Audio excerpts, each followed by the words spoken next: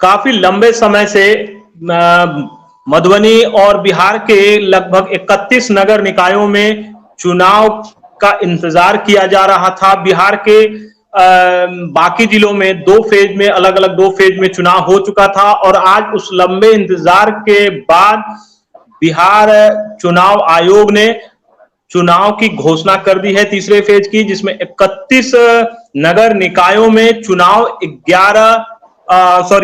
9 जून को चुनाव होगा और उसमें दो नगर निगम है, सहरसा और मधुबनी। इसके अलावा नगर परिषद और नगर पंचायत है।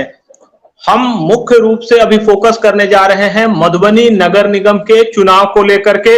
मधुबनी जिले में आपको केवल जानकारी के लिए बता दूं कि मधुबनी जिले में नगर निगम मधुबनी और झंझारपुर नगर परिषद का चुनाव होना है और अभी फिलहाल हम अपनी चर्चा के दौरान फोकस करेंगे मधुबनी नगर निगम पर। लेकिन पहले एक जानकारी के लिए ये डिटेलिंग हम वापस में बता देते हैं। पहले मैं अपने साथ जो जुड़े हैं साथी पत्रकार इखलाक सिद्दीकी जी, उनसे परिचय आपको करा देता हूं। मधुबनी के जो है रिनाउंड पत्रकारों में से हैं, कवर करते रहे हैं नगर निगम चुनाव से संबंधित चीजों को। इसके अलावा जो है रोज की गतिविधियों को कवर करते रहे हैं। आप इखलाक जी, पहले तो मैं आपका स्वागत करता हूं लेंस न्यूज पर। पहले आप मुझे एक ब्रीफली ये डिटेलिंग बता दीजिए कि कब कब क्या होना है। जो आज घोषणा हुई है चुनाव को लेकर के, उसमें कब कब क्या होना है। शुक्रिया सर लेंस में हमको बुलाने के लिए। तो मधुबनी नगर निगम चुनाव का जो है वो लंबे समय से इंतजार हो रहा था। 2 दर्जन से अधिक उम्मीदवार फिलहाल अभी कुछ कहिए तो 2 से 3 सक्रिय हैं, बाकी जो लोग हैं वो सोशल मीडिया पर हैं और लोगों से मिल भी रहे हैं। लेकिन चुनाव की जो गहमा गहमी थी वो पिछले 2 सालों से मधुबनी में है। तो चूंकि लंबे अरसे के बाद जो लोग पिछले बार मतलब होली मिलन समारोह करा चुके थे, उनको किसी कारणवश इस बार भी होली मिलन समारोह कराना पड़ा। जो पिछले बार इफ्तार कराए थे, ये चुनाव डिले में उनको भी वापस इफ्तार कराना पड़ा। हाँ सर, इसमें जो है 9 तारीख से नामांकन की जो है, ये जो अभी जो करंट महीना चल रहा है मई का, उसमें वो शुरू होगा, चुनावी प्रक्रिया शुरू होगी। उसमें नाम वापसी की अंतिम तिथि 21/5/2023 से 23/5/2010 तक रखा गया है। और जो नाम वापसी के बाद अंतिम रूप से जो अभ्यर्थियों की सूची का प्रकाशन डेट होगा, जो नगर निगम में पार्षद हो, मेयर हो, डिप्टी मेयर हो, उनके लिए 24/5 को रखा गया है। मतदान की तिथि जो है मधुबनी और झंझारपुर नगर परिषद के लिए, दोनों के लिए साथ में है, वो 9 जून को है। तो 9 जून मधुबनी के लिए इस बार बहुत कुछ तय करेगा सर। और मतगणना की तिथि आपको, अगर एक सिलसिलेवार तरीके से, एक थोड़ा सा इंटरप्ट कर रहा हूं, एक सिलसिलेवार तरीके से हम अपने व्यूअर्स के लिए अगर देखते हैं तो 9 मई से लेकर के 17 मई तक नामांकन करेंगे। 18 मई से लेकर के 20 मई तक जो है उसकी समीक्षा होगी, यानी जिसको स्क्रूटनी कहते हैं कि नामांकन जो किया गया है वो सही है गलत है। उसके बाद 21 से लेकर के और 23 मई तक आप नाम वापसी कर सकते हैं और 24 मई को अभ्यर्थियों की अंतिम सूची का प्रकाशन होगा और 9 जून को जो है मतदाता अपने मत का प्रयोग करेंगे और 11 तारीख को परिणाम की घोषणा होगी। ये एक ब्रीफली अपने व्यूअर्स के लिए हम लोगों ने बता दिया है। अब आप जो बता रहे थे नए पैटर्न से मधुबनी नगर निगम में पहली बार या नगर निकायों में पहली बार जो नए पैटर्न से चुनाव हो रहा है, उसके बारे में आप बताइए। ये मौजूदा बिहार सरकार नीतीश कुमार और भारतीय जनता पार्टी की जिस समय बिहार में गठबंधन की सरकार थी, मौजूदा समय में महागठबंधन की सरकार है। तो ये गठबंधन की सरकार ने निर्णय लिया था कि बिहार के तमाम नगर पंचायत और नगर निकायों और नगर निगमों में वहां जो है मेयर, डिप्टी मेयर या यूं कहे नगर परिषद के अध्यक्ष, नगर पंचायत के अध्यक्ष और सिर्फ नगर परिषद के भी सिर्फ अध्यक्ष का ही चुनाव होगा, उपाध्यक्ष का नहीं। ये लोगों को जानकारी होनी चाहिए। ये जो महत्वपूर्ण बिंदु आपने कहा है कि जो मधुबनी नगर निगम में मेयर है उसका चुनाव होने जा रहा है, डिप्टी मेयर का नहीं। नहीं सर, जो नगर पंचायत होता है, जो भी नगर पंचायत, उसमें डिप्टी का पोस्ट नहीं होता है। अच्छा, नगर पंचायत जो है, हालांकि मधुबनी में नगर पंचायत किसी का चुनाव तो होना नहीं है, नगर परिषद झंझारपुर का होना है। हाँ, उत्क्रमित नगर परिषद कह सकते हैं, क्योंकि चुनाव के बाद पूरी तरह से वो नगर निगम के रूप में आएगा। तो चूंकि अब जो है अग्नि परीक्षा, उसमें जो झंझारपुर नगर परिषद के तौर पे ही चुनाव होगा ना? ये झंझारपुर नगर परिषद के तौर पर ही चुनाव होगा। तो वहां पे तो डिप्टी मेयर का चुनाव होगा ना? नहीं, वहां डिप्टी मेयर का चुनाव नहीं होना इस बार। नहीं। चलिए, ये बहुत महत्वपूर्ण जानकारी है जो है हमारे व्यूअर्स के लिए। बहुत लोगों को इसमें संशय होगा, खासकर जो झंझारपुर में लोग रह रहे हैं, जो लगातार इसको कवर कर रहे हैं, उनको तो हो सकता है जानकारी हो, लेकिन बाकी लोगों को ये जानकारी नहीं हो सकती है। इसलिए ये जानकारी बड़ी महत्वपूर्ण है कि झंझारपुर नगर परिषद के डिप्टी मेयर का चुनाव नहीं होना। जी एकलाख जी। पद ही नहीं है सर। अच्छा, वहां पद ही नहीं है, केवल मेयर का पद है। अच्छा, नगर परिषद के सभापति करके उसको लिखा गया, यानी अध्यक्ष।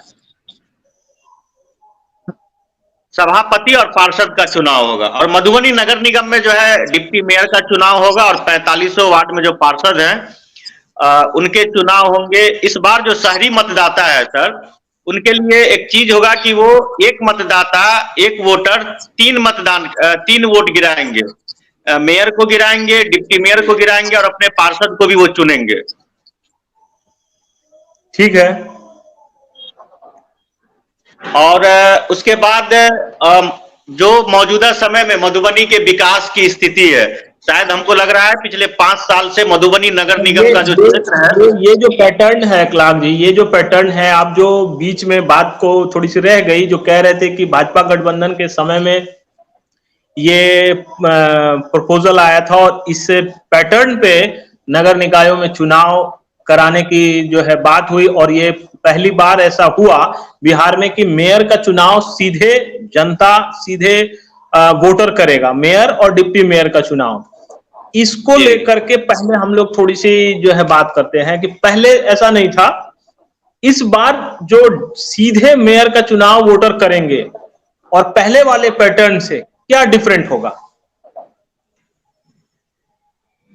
इस बार डायरेक्ट जो है जनता अपने मेयर और डिप्टी मेयर को चुनेगी। पहले होता था कि जो पैसे वाले लोग हैं, धन बल वाले लोग हैं, बाहुबल हैं, जिनके पास ऊंची राजनीति रसूख होती थी, जब वो पार्षद चुनाव जीत करके आते थे तो हॉर्स ट्रेडिंग का खेल होता था।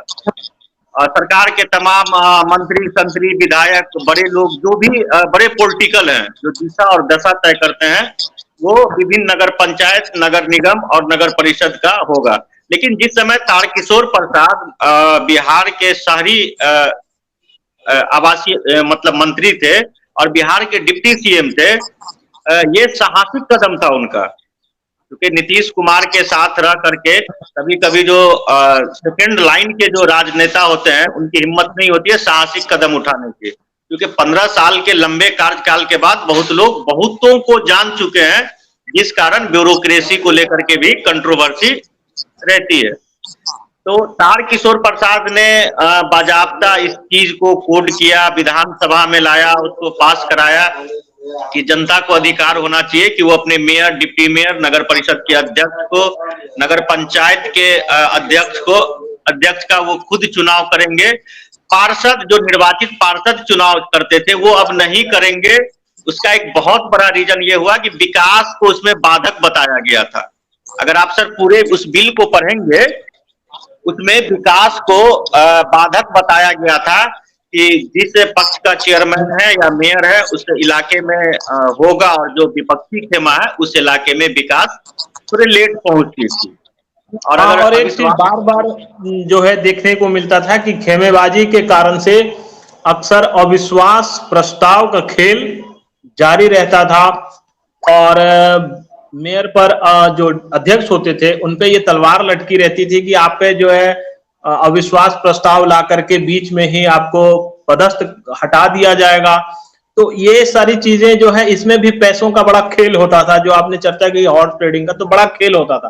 तो अब ये जी सब चीजें नहीं हो पाएंगी। एक बार जो मेयर डिप्टी मेयर का चयन हो जाएगा तो वो पूरे कार्यकाल तक निर्बाध रूप से काम कर सकेंगे। जी मौजूदा समय में जो अविश्वास का, ऐसे भी आम लोगों में भी अविश्वास का था प्रकरण जो चल रहा है, एक दूसरे पर लोग विश्वास नहीं करते हैं, तो धन्यवाद देना चाहिए लोगों को, तारकिशोर प्रसाद जी को, कि जो उन्होंने निश्चित इस रूप बहुत से। बड़े खेल को, एक रैकेट को, जो लोग नगर निगम, नगर परिषद या नगर पंचायत चलाते थे, उनको वो समाप्त किए। और बिल्कुल जो इससे पहले 2 फेज का चुनाव हुआ है सर, पूरे बिहार के नगर निगम और नगर पंचायत और नगर परिषद में बिल्कुल नए हम्म। लोग चुनाव जीत करके आए हैं। हम्म। और मधुबनी महिलाओं की अगर अगर महिलाओं मधुबनी जी और इसमें महिलाओं की तादाद काफी अधिक रही। कई ऐसे जिले हैं बिहार में जहां से चौंकाने वाले परिणाम आए कि मेयर कौन होगा और किसकी चल रही थी और कौन हो गया। आप हम लोग हम्म बगल के सीतामढ़ी को देख सकते हैं, कोई चांसेस, हम्म। दरभंगा को देख सकते हैं। बिल्कुल बिल्कुल बिल्कुल। तो क्या और आपको कहीं लगता है, चलिए अब हम बात को केवल केंद्रित करते हैं मधुबनी नगर निगम पे। मधुबनी जी नगर निगम जो है उसमें भी बहुत सारे चेहरे हैं, ठीक है। जी सब अपने अपने तरीके से अपनी दावेदारी रख रहे हैं, सोशल मीडिया के माध्यम से कई तरह के तरीकों को अपना रहे हैं मतदाताओं को रिझाने के लिए। लंबे समय से, चूंकि इंतजार लंबा हो गया चुनाव का, तो उन्हें जो है मेहनत लंबे समय से करना पड़ रहा है। अच्छा, तो उस स्थिति में सीधे मतदाता अपने मेयर का चुनाव करेंगे तो सबको अपनी बात रखने का मौका मिल रहा है और मतदाता को भी परखने का मौका मिल रहा है, और वो सीधे अपने मेयर का चुनाव करके मेयर की कुर्सी पर बिठा सकते हैं। इसका फायदा तो होगा ही। ये मधुबनी जो नगर निगम है, पहले नगर परिषद था, इसका जो विस्तार हुआ है वो कहां से कहां और कितनी संख्या में हुआ है, इस पे थोड़ी सी जो है जानकारी दीजिए दर्शकों को। पहले कितना वार्ड था, अब कितना हो गया, और मतदाता अभी इसमें कितने हैं? जब नगर पालिका था मधुबनी, तो उस समय 17 वार्ड थे। जब जी। मधुबनी नगर परिषद हुआ तो 24 वार्ड हुए। उसके 2-3 साल के बाद उसमें संशोधन हुआ, उसके बाद वो 30 वार्ड हुआ। 30 वार्ड के बाद सीधा मधुबनी नगर परिषद, जो तत्कालीन नगर परिषद अभी है, वो नगर निगम में कन्वर्ट हुआ। शीर्षद कपिल अशोक के समय वो खुद मॉनिटरिंग कर रहे थे, लेकिन उनके तरफ से जो एक लकीर खींची गई कि मुझे कहां से कहां तक नगर निगम का क्षेत्र बढ़ाना है, अगर हम बढ़ाने की बात करें, और शहर से जुड़े हुए किन पंचायतों को लेना है, तो शायद बाद में वो नहीं हो सका। आप अगर देखेंगे तो इधर जितवारपुर से ले लिया गया है, बीच में वो अनिल मिश्रा जी जिस पंचायत के मुखिया हैं, उस पंचायत से 2 वार्ड को लिया गया, शहर से सटा हुआ है। 25 पंचायत को लिया गया है।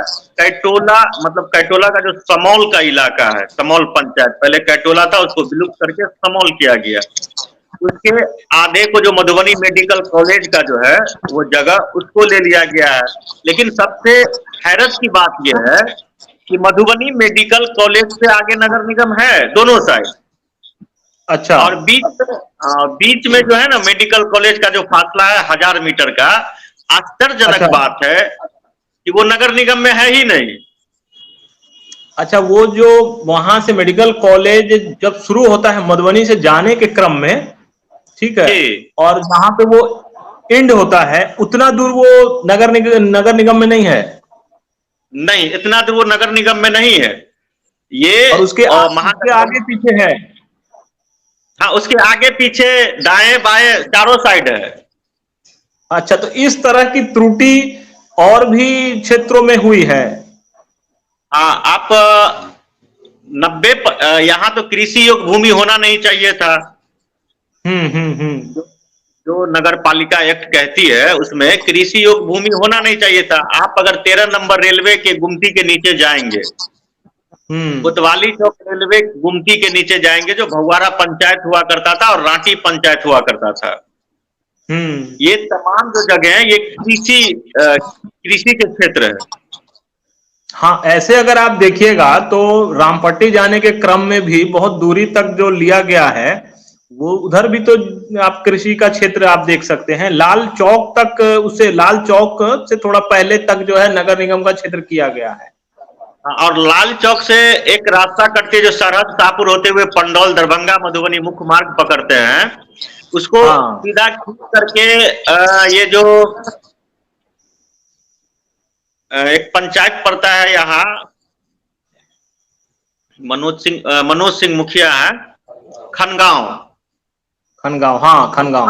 खनगांव के उसको बॉर्डर तक लाया गया है और बॉर्डर पर लाने के बाद छोड़ दिया गया उसको। जबकि होना यह चाहिए था कायदे से कि खनगांव का जो सुखी संपन्न वाला इलाका है, आप उसको ले लेते और चांदी टोला को छोड़ देते, लेकिन ऐसा हुआ नहीं। नगर निगम बढ़ना मतलब चाहिए था।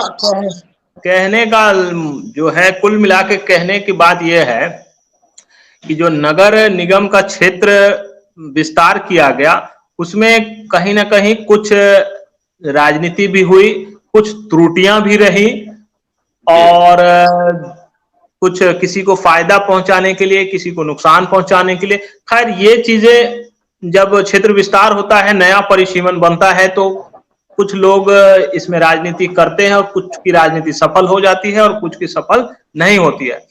तो जिस समय नगर परिषद का गठन हुआ, नगर निगम का, उस समय 1,72,000 के आसपास जनसंख्या बताई गई थी। अच्छा, जनसंख्या या मतदाता संख्या? सॉरी, मतदाता 1,72,000 के आसपास, हाँ, उसको एक दर्शाया गया था ग्राफिकल पूरी तरह से। अच्छा। लेकिन जब गठन हुआ और जो प्रक्रियाएं थी, कुछ पंचायत कटे जुड़े, तो वो सीधा हो गया, मतदाता की जनसंख्या हो गई 1,23,457। 1,04,000। 1,23,457। अच्छा, 1,23,457। अभी फिलहाल जो है मधुबनी नगर निगम का जो क्षेत्र है, उसमें मतदाता 1,23,457 है। अपने मताधिकार का प्रयोग करेंगे ये। हाँ, जो वोटर हैं, आबादी नहीं कह रहा हूं, वोटर है जी। हाँ। और वार्ड की संख्या है 30 से बढ़ा के 45 की गई है। 45। अच्छा, ठीक है। तो हम लोगों ने नामांकन से प्रक्रिया से लेकर के परिसीमन, मतदाता संख्या कितनी जो है 30 से बढ़ा के वार्ड कितना किया गया। अब आ जाते हैं रोचक राजनीति पे भी थोड़ी सी जो है हम लोग बात करते हैं। जिस तरह की चल रही है प्रक्रिया, प्रचार, लोग अपने अपने तरीके से कर रहे हैं। दरअसल मधुबनी के मतदाता के मन में, आप फील्ड में घूमते हैं, हम फील्ड में घूमते हैं, तो मधुबनी के मतदाता के मन में क्या है, खासकर हम अगर अपने दृष्टिकोण से देखते हैं तो मधुबनी के सौंदर्यीकरण या जो जल निकासी की व्यवस्था है, जो अभी जैसे जल संकट पे बहुत ज्यादा गर्मी, अभी तो थोड़ी बारिश हो गई है, लेकिन 2-4 दिन पहले तक जो है पानी की जबरदस्त समस्या थी। इसको लेकर के लोग, मतदाता के मन में क्या है? मधुबनी नगर निगम क्षेत्र में सर 3 तरह के इस बार मतदाता है। अच्छा, बताइए। एक जो इंटेलेक्चुअल लोग हैं,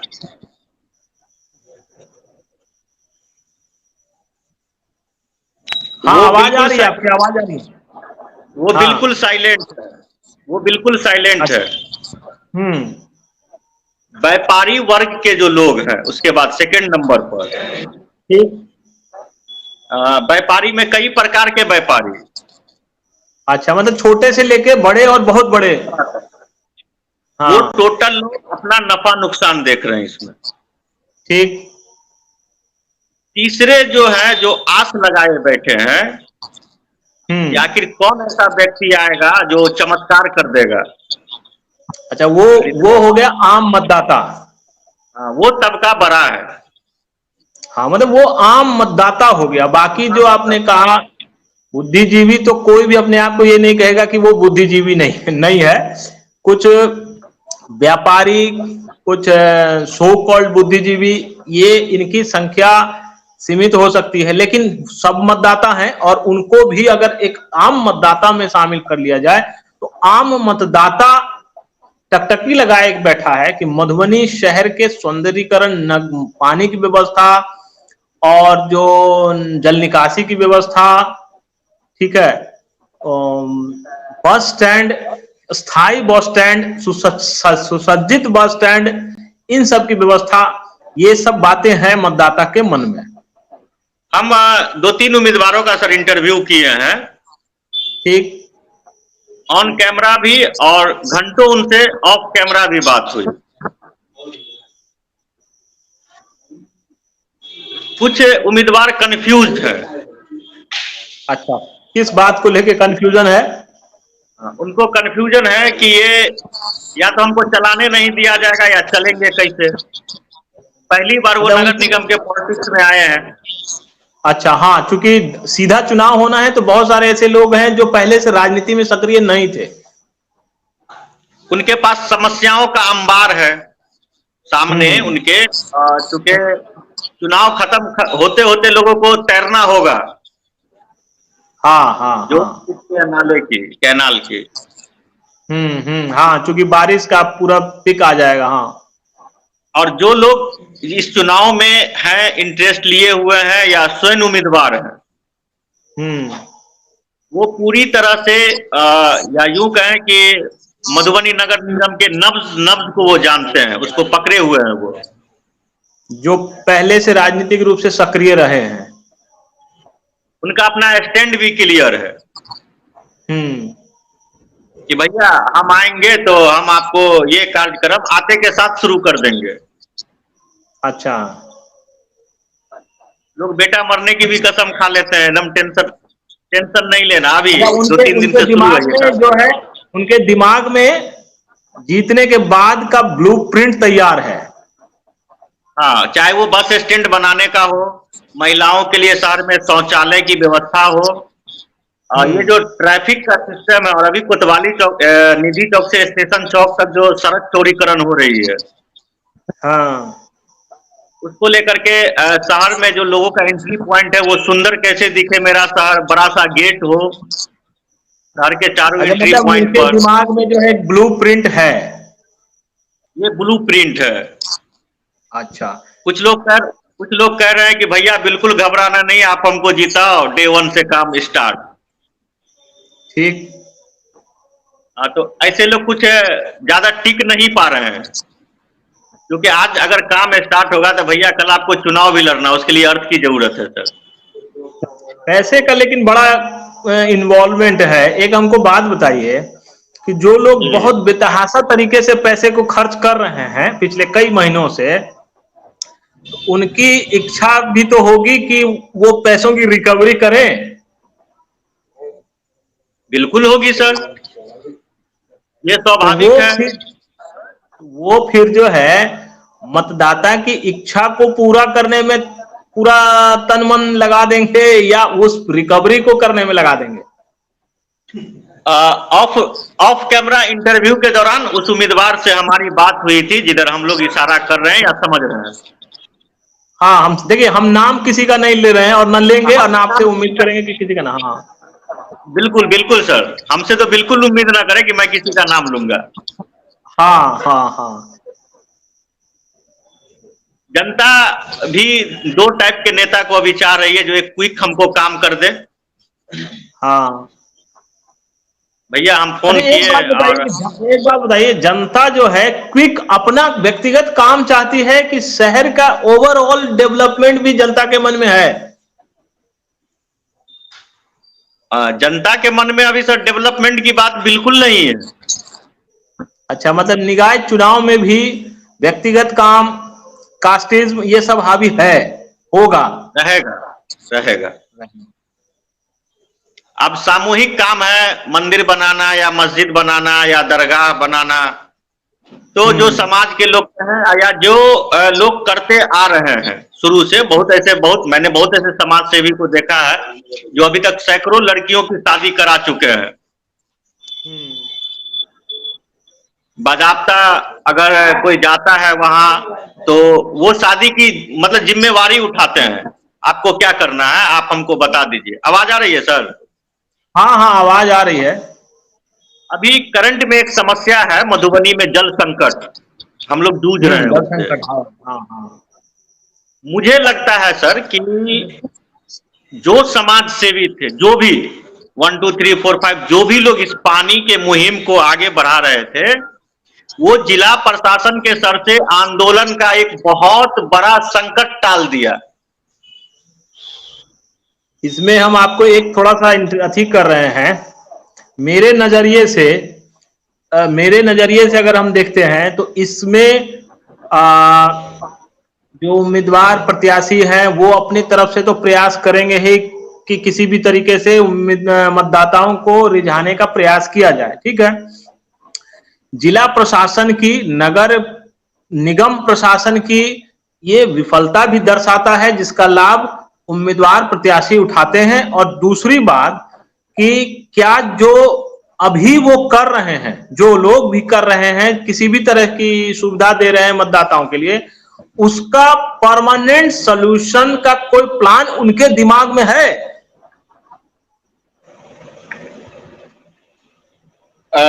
कुछ उम्मीदवार हैं उनके दिमाग में इसका सॉल्यूशन मतलब घूम रही है बात कि इसको जो है वार्ड वाइज समस्या हुई है जल संकट की, और नल जल योजना के नाम पर मधुबनी नगर निगम से करोड़ों रुपए की उगाही हो गई।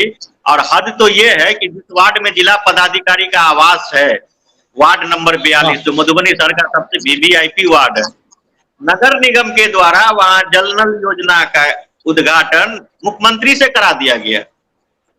अच्छा, पैसा उठा लिया ठेकेदार संभवतः, और वहां पानी नहीं है नल जल से, और वहां सिर्फ कागज पर, वहां और डीएम साहब जिस वार्ड के निवासी उसमें सिर्फ कागज पर ही जल नल योजना का काम दिख रहा है। ये आप बहुत बड़ी बात कह रहे हैं। जिला प्रशासन के जो है क्या कहते हैं, ईमानदारी पर बिल्कुल ठप्पा लगा दिया है। क्या कहते हैं, मैं सौभाग्यशाली हूँ। मैं सौभाग्यशाली हूँ कि ये बात मैं जिला पदाधिकारी का पड़ोसी होने के नाते, उस वार्ड का वासी होने के नाते और एक पत्रकार होने के नाते मुझे कहने में कोई गुरेज नहीं है। कभी इस बात को लेकर के जिला पदाधिकारी से बात हुई है कि आपके वार्ड में तो मुख्यमंत्री जी ने, यानी कि आप जिसमें एसपी क्या कहते हैं, एसपी या डीएम का आवास है, उस वार्ड में नल जल की योजना तो मुख्यमंत्री के द्वारा उद्घाटित करा दिया गया, लेकिन वहां पे जो है वो सुविधा नहीं मिल पा रही है।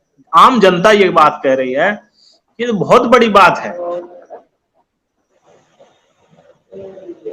जिस वार्ड में सदर एसडीओ साहब का आवास है और नगर निगम के निर्वाचित पदाधिकारी हैं वो, हाँ, और देखिएगा एक मजाकिया बात हम कह रहे हैं, देखिएगा जो है पिछले दिनों जो है सब लोग जो है सम्मानित हुए थे, बिफर न जाए कोई। नहीं, एसडीओ साहब उस स्वभाव के नहीं है। एक आप जब मिलेंगे, अभी जो मौजूदा सदर एसडीओ है बहुत अच्छे स्वभाव के लोग हैं वो, और मेरी मुलाकात है। हाँ, नहीं तो इस बारे में बोलते नहीं है कि भाई जब आपके क्षेत्र में पानी नहीं है तो बाकी का क्या होगा। तो फिर शायराना अंदाज हो जाता है एक पत्रकार और अधिकारियों के बीच। अच्छा, चलिए अब जो है इस डिबेट को, इस बातचीत को, इस चर्चा को थोड़ा समेटते हुए एक मौलिक प्रश्न पानी की समस्या पर ही करते हैं। जो लोग बहुत तन्मयता से प्रत्याशी लगे हुए हैं कि वो चुनाव मैदान में हैं, लड़ेंगे जीतेंगे टाइप सोच रहे हैं, उन लोगों के पास जल संकट के स्थायी समाधान के लिए जो दिमाग में ब्लूप्रिंट होगा, उसमें कभी ये समस्या है कि शहर मधुबनी जैसा जिला जो ताल तलैया पोखर वगैरह से भरा हुआ था, जिसके वजह से जो है जल संकट नहीं के बराबर होता था, धीरे धीरे शहर में जिस तेजी के साथ छोटे छोटे ताल तलैया पोखर इन सबों को भर भर के जो है निर्माण हो रहा है, उसका स्थायी समाधान कैसे होगा?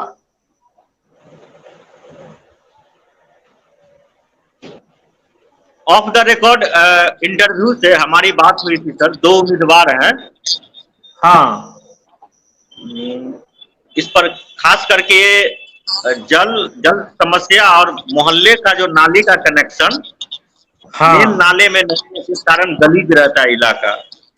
हाँ, उसको लेकर हाँ, के इस प्रत्याशी ने बताया कि भाई हम सबसे पहला काम मेरा होगा कि जो भी वार्ड है 1 से लेकर 45 तक, उनकी कोशिश होगी कि जहां समरसेबल नहीं है जिस घर तक, और जहां पानी की किल्लत होगी, पहले वहां एक या 2 समरसेबल 2 छोर पे गड़ा करके पानी का स्टॉक रख करके वार्ड के लोगों को कॉमन कॉमन किया जाए। अच्छा, हाँ, कॉमन, हाँ, जिसमें न मान लीजिए कि बहुत सारी गली है जिसमें टैंकर नहीं जा पा रही है, हम्म, और हम लोग इतने नाजुक हो चुके हैं कि 150 मीटर 10 बाल्टी पानी उठा के ले नहीं जा सकते, क्योंकि सब लोगों को शावर में नहाने की आदत हो गई है। लोग टब में नहाना शुरू कर दिया और पानी गुल है यहाँ।